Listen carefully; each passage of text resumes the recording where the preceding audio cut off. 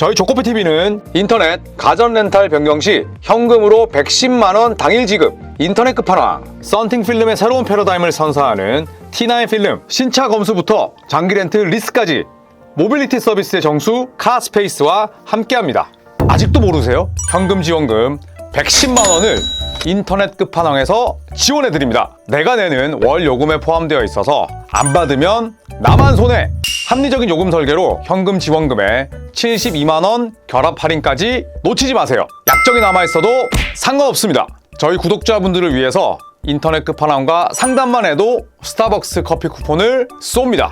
혹시나 현금 사은품을 더 주는 곳이 있다면 차액 150%까지 보상한다고 하니까 이 좋은 기회를 놓치지 마십시오. 다른 곳 알아볼 필요가 전혀 없습니다. 1555-3312 365일 상시 상담 가능하니 빨리 전화하세요. 1555-3312 더보기 고정 댓글 링크도 꼭 확인 부탁드리겠습니다. 네, 반갑습니다 여러분. 조코피TV의 조현일입니다. 8월 12일 아주 즐거운 월요일이고요. 오늘 새벽이었죠. 네, 오늘 새벽에 아시안컵에 참가한 한국 대표팀과 레바논 간의 맞대결이 펼쳐졌습니다. 저도 이 경기 집에서 각 잡고 봤는데 정말 화끈한 한판이었죠.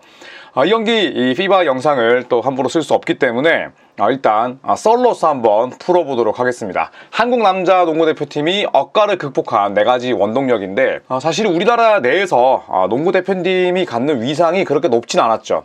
현실적으로 1996년 애틀란타 올림픽 이후에 단 한 번도 올림픽 무대를 밟지도 못했었고 그동안 여러 이유로 국제 무대에서 한국 남자 농구 대표팀이 쌓은 성과나 위상 자체는 높지 않았던 게 사실입니다. 자, 하지만 꼭 농구를 보지 않는 그런 세력들이 이런 한국 남자 농구 대표팀을 폄하하고 또 억까하는 경우가 많았었습니다. 자, 하지만 현재까지 아시안컵에서 한국 남자 농구 대표팀이 보여주고 있는 선전은 굉장히 인상적이죠.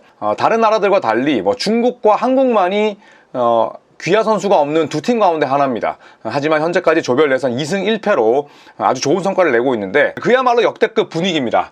2025 피바 아시아컵에 참가했고요. 조별 예선 3경기 2승 1패로 8강 진출을 위한 청신호를 밝혔습니다. 아주 정확한 외곽포 그리고 훌륭한 신구조화를 앞세워서 죽음의 조에서 2위를 차지했습니다. 이 죽음의 조라는 표현은 제가 만든 게 아니라 피바에서도 공식적으로 인정을 했어요. 왜냐? 지난 대회 결승에서 만난 두 팀이 같은 조에 속해 있습니다. 호주와 레바논, 그리고 오일머니의 카타르, 여기에 대한민국까지 있었기 때문에 A조가 가장 난도가 높다 이런 평가가 많았었죠. 실제로 이 피바가 매긴 공식 파워 랭킹에서 대한민국은 16개 참가국 가운데 10위였습니다. 이 10위는 A조 가운데 최하위였고요. 하지만 결국은 조별 예선 2위로 마무리를 했었죠. 자, 호주를 상대로는 61대 97로 졌습니다. 36점 차 대패. 호주가 강팀인 건 누구나 알고 있고, 하지만 NBA 선수가 없었고, 그리고 또 호주 역시도 2군에 가까운 전력이었기 때문에 졸전이었다. 역시나 한국 농구는 이런 수준이 맞다. 굉장히 또 많은 조롱이 분명히 있었죠. 하지만 카타르를 상대로 97대 83으로 시원한 승리를 따냈습니다. 카타르는 피바 공식 파워 랭킹에서 우리나라보다 계단이 더 높았어요. 3계단이나 높은 7위였는데 상대적으로 손쉽게 이겼고요. 자, 레바논은 파워 랭킹이 무려 2위였습니다. 그리고 지난 대회 준우승 팀이었고요. 강력한 우승 후보 가운데 하나였는데 이 레바논을 맞아서 역시나 똑같은 97점을 넣으면서 11점 차 대승을 따냈습니다. 이변이라면 이변인데 경기 내내 내용 면에서 상대를 압도했습니다. 97점을 내주면서 호주를 상대로는 졌지만 카타르, 레바논을 맞아서는 97점을 득점하면서 이겼고 결국에는 2승을 따내게 됐죠. 자, 대한민국의 다음 상대는 괌이 되겠고요. 자, 한국이 조 2위를 달성한 원동력, 저는 총 4가지로 정리를 해봤습니다. 첫 번째는 폭발적인 3점 슛이죠. 현대농구에서 2점 농구로 우승하기 쉽지 않습니다. 요즘에는 3점이 대세가 된 지도 어느덧 10년이 넘었는데 레바논전에서 특히나 제대로 3점이 폭발했죠. 38개를 시도했는데 22개 넣었습니다. 성공률 무려 57.9%. 설령 이 프로팀이 대학교 팀과 연습 경기를 할 때에도 이렇게 던져서 58% 넣기가 어려워요. 그런데 중동 원정에다가 상대가 레바논이었다면 이 38개, 38개 시도해서 22개 넣은 걸 우연이다, 행운이다라고 치부할 수는 없죠. 자, 이현중 선수, 유기상, 이정현 등등이 대한민국의 폭발적인 3점 농구의 중심이 되고 있습니다. 자, 이현중 선수 33.6분 뛰면서 이번 대회 평균 21득점, 7.3리바운드, 1.7스틸, 3점은 10.3개를 던져서 3.7개를 넣었습니다. 35.6%. 단순히 받아먹는 3점뿐만 아니라 사이드 스텝, 스텝백, 또 풀업 석점, 터프샷, 또 종료 직전, 쿼터 종료 직전에 던지는 히브샷까지 모든 것들이 반영됐기 때문에 35.6%의 저 확률을 낮다고 볼 수는 없죠. 그리고 이번 대회 최고의 슈터는 바로 유기상 선수입니다. 25.5분만 뛰면서도 18.3득점, 그리고 3&D 자원이죠. 3점도 훌륭하지만 수비도 빼어납니다. 1.7스틸, 전방 압박 수비하고 하프코트에서부터 상대 볼핸들러를 압박하면서 지난 레바논전에서도 멋지게 스틸을 기록하기도 했었습니다. 3점을 3경기에서 무려 평균 9개, 27개를 던져서 평균 5.3개를 넣었습니다. 어마어마하죠. 16개 넣었어요. 확률이 59.3%입니다. 엄청난 그런 슈팅 지표가 아닐 수 없겠고, 자, 이정현 선수 2경기 뛰고 아웃됐습니다. 남은 대회에서 뛰지 못해요. 하지만 29.1분 뛰면서 16득점, 2.5어시스트, 1.5스틸, 3점 감은 떨어져 있지만 저는 그렇게 생각합니다.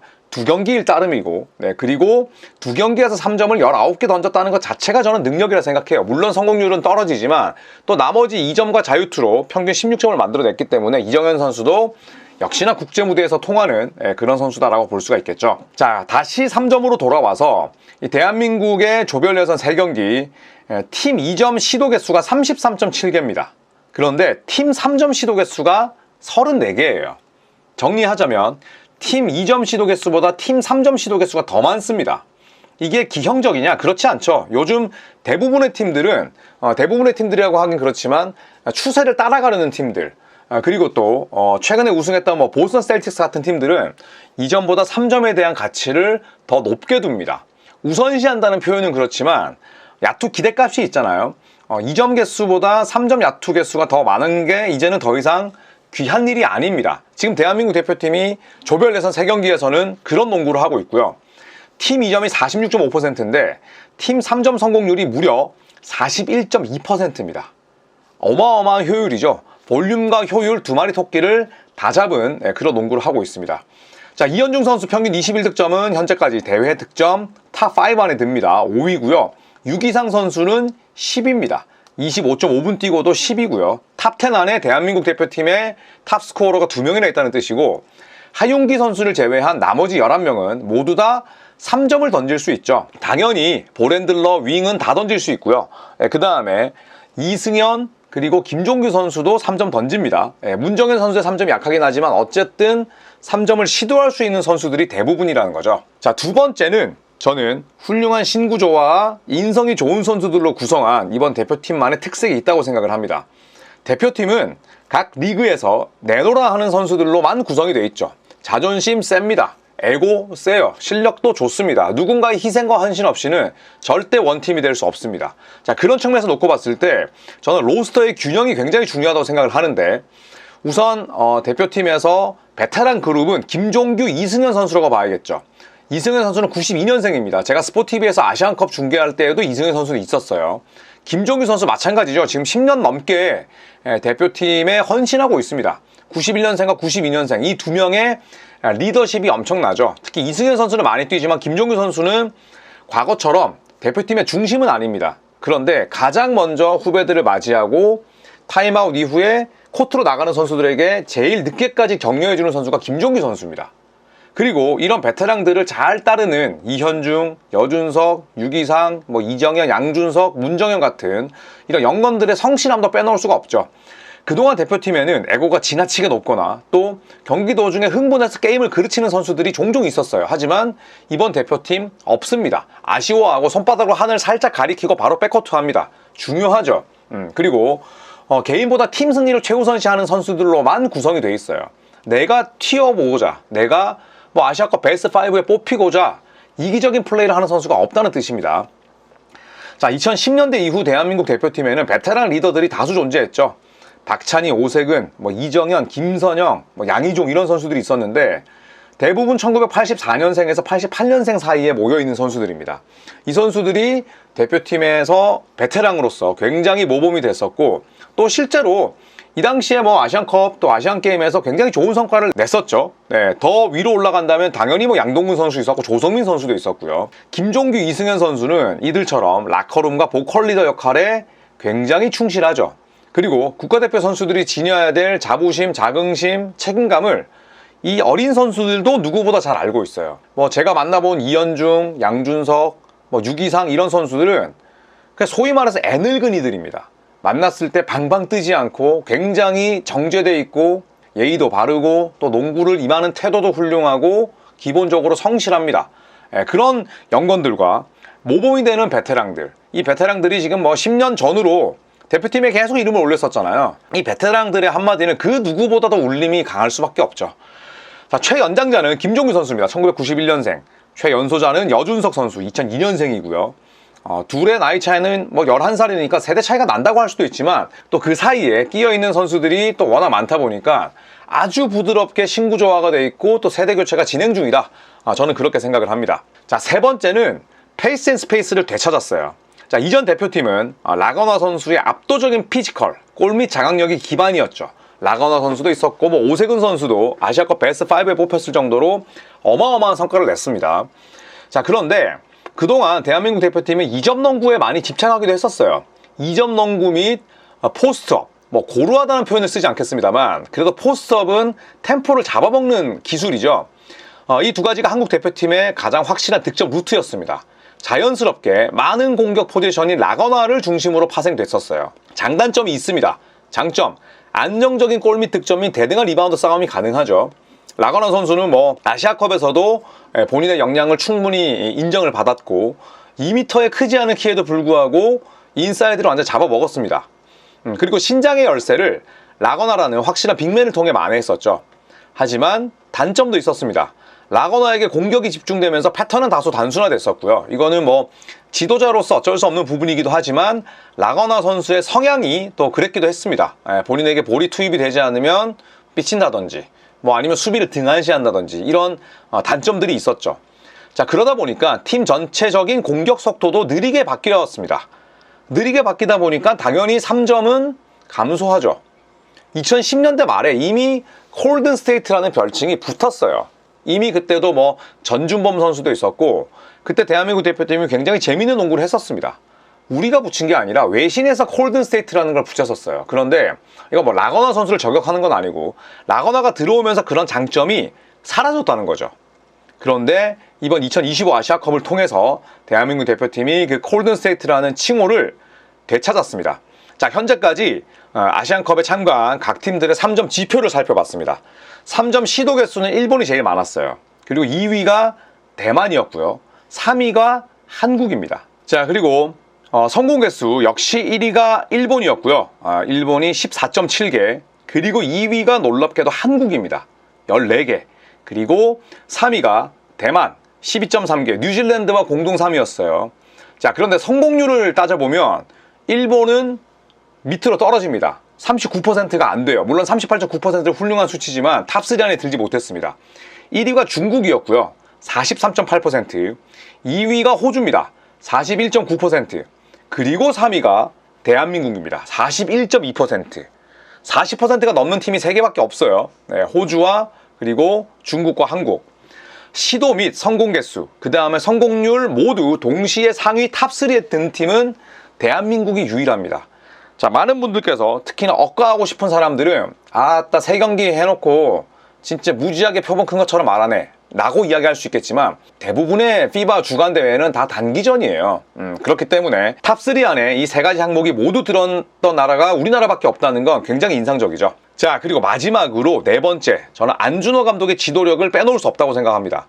안준호 감독이 내세운 키워드가 딱 2가지였어요. 첫 번째 스피드와 압박, 두 번째 세대 교체를 통한 혁신이었습니다. 경쟁력을 갖추기 위해서는 안준호 감독이 스피드와 강한 압박이 필수라고 강조했죠. 그 다음에 영건들을 대거 기용하되 소외되는 선수가 없도록 아주 세밀한 로테이션을 운영합니다. 당연히 팀의 중심은 부상을 입기 전 여준석, 또 뭐 이현중, 유기상 이런 선수들이죠. 그런데 뭐 이우석 선수 같은 경우에도 뭐 훈련소도 다녀오고 밸런스가 떨어져 있잖아요. 소외되는 선수가 없도록 계속해서 적재적소에 선수를 투입합니다. 그 덕분에 지금 안준호 감독이 이끄는 대표팀에서 총 3경기를 치렀잖아요. 그리고 총 12명이잖아요. 모든 선수들이 2게임 이상 뛰었습니다. 저는 이거 중요하다고 생각을 해요.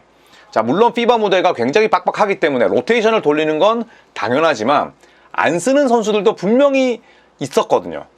그렇게 되다 보면 선수도 내가 각 소속팀에서는 핵심인데 국가대표팀 와서 뛰지 못한다면 자존감 떨어질 수밖에 없죠. 그리고 선수도 사람인지라 뛰지 못하면 기분이 상할 수밖에 없습니다. 그런데 안준호 감독은 야, 이거는 그냥 기계적인 로테이션이 아니라 이 타이밍에 이 선수가 필요하다 싶으면 적재적소에 쓰는 거예요.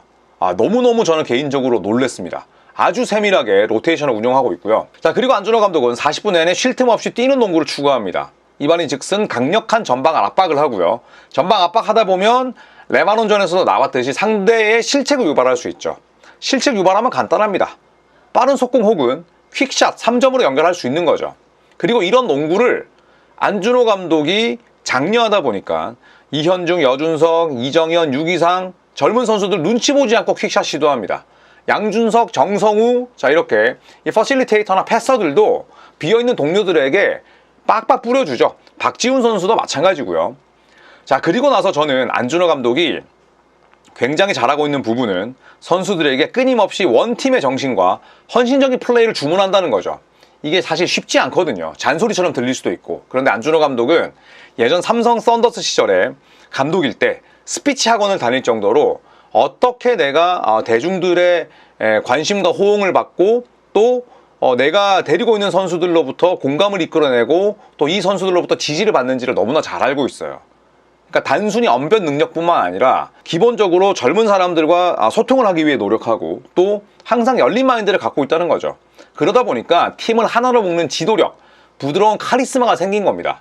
이런 부분들은 사실 전에 없던 강점이죠. 안준호 감독의 최대 저는 킬링 포인트라 생각합니다. 자, 안준호 감독은 1956년생입니다. 그러니까 이제 곧 칠순을 앞두고 있죠. 원래 뭐 당연히 농구 선수 출신이었고 1979년에 삼성전자 농구단에 입단을 했고요. 1982년 그러니까 뉴델리 아시안게임 남자농구 금메달리스트입니다. 김종규 선수의 금메달리스트 아시안게임 금메달 선배이기도 하죠. 1980년부터 84년까지는 국가대표로 활약을 했었고요. 그리고 선수 은퇴하고 나선 지도자로 변신을 합니다. 1997, 98년 SK나이츠 감독을 맡지만 그 당시에 스타 군단을 데리고 있었음에도 불구하고 현주엽 서장훈 선수가 시너지 효과를 내지 못했죠. 곧바로 경질됩니다. 자, 그리고 세월이 흘러서 2004년부터 2011년까지 서울 삼성 썬더스 감독이 되죠. 본인이 친정으로 돌아온 셈이죠. 예전에 삼성전자 농구단에 있었기 때문에. 그리고 나서 뚜렷한 족적을 남깁니다. 챔피언 결정전 1회 우승 2005-2006 시즌이었고요. 이때 모비스를 4대0으로 스윕합니다. 그리고 챔피언 결정전 2회 준우승 2007-2008 시즌, 2008-2009 시즌 2년 연속 준우승 달성했고요. 그리고 삼성 썬더스를 7시즌 연속 플레이오프 진출로 견인합니다. 엄청난 위협을 쌓은 거죠. 자, 유재학 감독을 챔프전에서 수입했던 유일한 지도자이기도 하고요. 이렇게 훌륭한 커리어를 보냈는데 그 이후에 지휘봉을 잡지 못했던 부분은 아쉽지만 이렇게 된다면 우리나라 농구대표팀에도 드디어 지도자의 연속성이 생길 수도 있겠구나. 2년마다 바뀌면 사실은 연속성, 지속성, 팀 색깔이 확립될 수가 없어요. 그런 측면에서 저는 안준호 감독 과거에 보여준 당연히 클래스도 있었고 성과도 있었고 지금까지도 너무나 훌륭하기 때문에 저는 안준호 감독이 이번 대표팀의 지도자로서 너무나 맞는 옷을 입었지 않나 생각을 합니다. 자, 향후 일정과 전망을 한번 살펴보겠습니다. 조 2위로 예선을 통과했던 한국이고요. B조 3위인 괌과 8강 진출을 놓고 12일에 맞대결 펼칩니다. 우리나라가 A조 2위였기 때문에 B조 3위를 만나게 된 거고요. 괌을 꺾고 8강에 진출할 경우에는 C조 1위인 중국과 4강 진출 길목에서 만날 가능성이 높습니다. 괌은 우리나라보다 상대적으로 한 수 아래예요. 물론 기아 파워도 있었고 그 다음에 이 괌 같은 경우에도 이번에 피바가 매겼던 그 파워 랭킹에서 무려 괌이 15위였거든요. 그런데 대단합니다. 어쨌든 B조 3위로 8강 결정전에 진출하게 됐고, 괌 같은 경우에는 공격력이 좋은 팀은 아닙니다. 세밀함도 떨어지고요. 귀하 선수를 제외하면 나머지 선수들의 역량은 대단히 떨어지는 편입니다. 3경기 평균 65.7점에 그쳤고 야투 성공률도 38%였어요. 3점은 32.9%, 24개밖에 던지지 않습니다. 자, 우리나라 같은 경우는 3점을 34개 던지는데 괌은 그보다도 이제 10개나 적죠. 네, 그리고 자유투도 평균 12개밖에 시도하지 않고 자유투도 58.3%입니다. 그러니까 기본기 자체는 뭐 우리나라와 비할 바 되지 않을 정도로 슈팅도 마찬가지고 굉장히 떨어지는 편인데, 그래도 경계해야 될 3인방이 있어요. 타이 웨슬리, 제리커 크루즈, 그리고 어니스 로스라는 선수들인데, 자, 일단 타이 웨슬리는 17.7득점, 7.7리바운드, 어시스트 4개, 필드골 53.5%. 괌이 자랑하는 최고의 에이스이자 최고의 다재다능러입니다. 몸싸움에도 강점이 있고 예쁜 농구만 하지 않아요. 우리나라가 가장 신경을 써야 되는 선수가 타이 웨슬리고요. 두 번째는 제리커 크루즈입니다. 이 선수는 슈팅이 좋아요. 평균 16득점, 2.5리바운드, 3점을 3경기에서 50%의 확률로 집어넣었습니다. 대회 최고의 3점 슈터로 부를 만한데, 하지만 실책이 많습니다. 스크린 파울도 있었고, 그리고 볼 핸들링도 그렇게 좋은 선수는 아니에요. 다만 이 선수에게 와이드 오픈을 줘서는 안 됩니다. 자, 세 번째는 어니스 로스라는 선수인데 평균 14득점, 4.7리바운드, 어시스트 3개. 하지만 필드골이 30.4%입니다. 0점이 엉망이라는 거죠. 볼륨은 오케이입니다. 하지만 효율이 좋지 못하고 난사왕이에요. 그래서 우리나라가 타이 웨슬리와 제리커 크루즈에 대한 볼 터치를 최소화하면서 어니스 로스가 경기를 그르치게 만드는 그런 작전이 가장 중요할 것 같은데, 지금 대한민국 농구 대표팀의 초점은 3점에 맞춰져 있긴 합니다만 수비도 굉장히 좋습니다. 빠른 페이스를 가져가면서도 압박에 능한 선수들이 많고, 그리고 피지컬이 조금 떨어지는 일선을 위해서 윙이나 혹은 인사이드에서 도움을 주는 그런 수비의 형태도 굉장히 훌륭하거든요. 특히 베이스라인 쪽에서 더블팀으로 오는 그런 틸트 디펜스에 대한 강점도 분명히 보였기 때문에 저는 괌을 상대로는 무난하게 이기지 않을까 생각을 합니다. 쿠팡 플레이에서 손대범 위원이 지금 이 아시안컵을 중계하고 있죠. 내일 괌과 맞대결을 펼치게 되는데, 조코피TV도 이 아시안컵 또 이런 리뷰를 통해서 재밌는 소식 전달을 하도록 하겠습니다. 이상 조윤일이었습니다. 고맙습니다.